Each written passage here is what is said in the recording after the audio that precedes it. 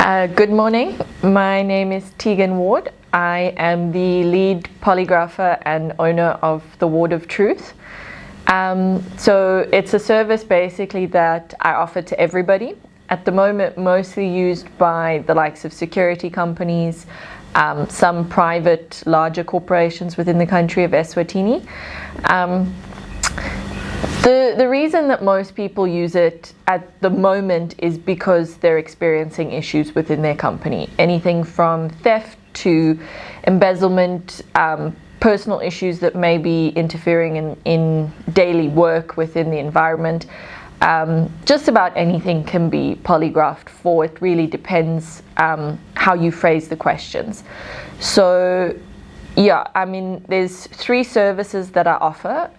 One is the specific incident, which is when you're having an issue within your company. The second one is a pre-employment screening. So if you've got a large number of candidates that you want to cut down quite substantially or quickly, it's a good way to assess the risk that you're possibly facing with certain candidates.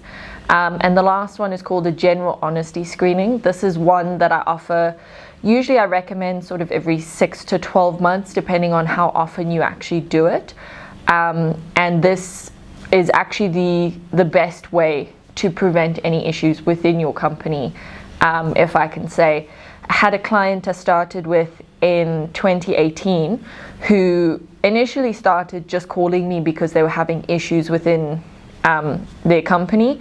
And eventually we started doing general honesty screenings within about a year of me being consistently called for issues. And within probably 18 months at the most of that, they were basically only seeing me every 6 months for these tests because the issues had gone down so much, realizing that actually if I do something, you know, I'm going to get caught, I'm going to get fired, it's just not worth it. So I truly believe that it's a service that can help a lot of companies, especially from the aspect of a general honesty screening.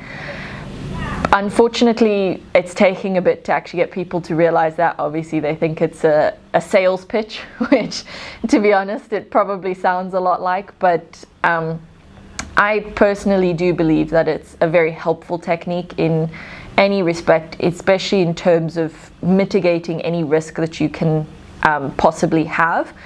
There is obviously, you know, to be quite honest with everybody, there is the certain risk that you could get a false positive or a false negative in the test.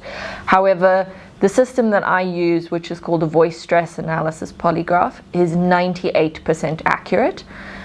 This is because the measurement that it takes is a single measurement, so it's not all over the place with heart rate and blood pressure and everything else.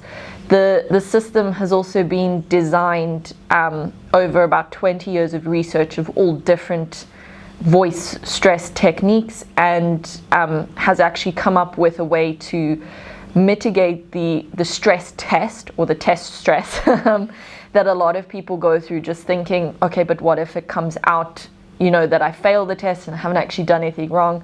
I think we all get that. Even, you know, when you get stopped by the police, I haven't done anything, but, you know, what if they find something, kind of thing. So it accounts for all of that. It actually shows us a true representation of, are you being deceptive? Are you undergoing a severe amount of stress within the test, rather than just, you know, a normal amount because you're slightly worried that something could come out when it's not supposed to.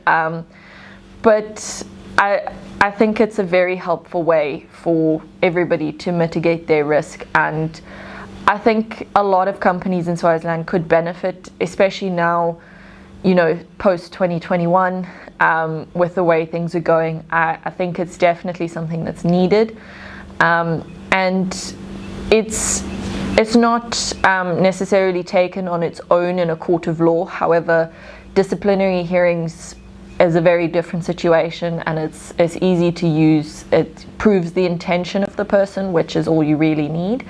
And it really depends on you. I mean, you can choose to ignore the result when it comes out because you'd like to face the risk that it's showing, or you can choose to take it. I've got clients all across the board I've had clients call me 4 or 5 times to test the same person because the person fights tooth and nail that the test result is wrong, and every time it's come out the same result.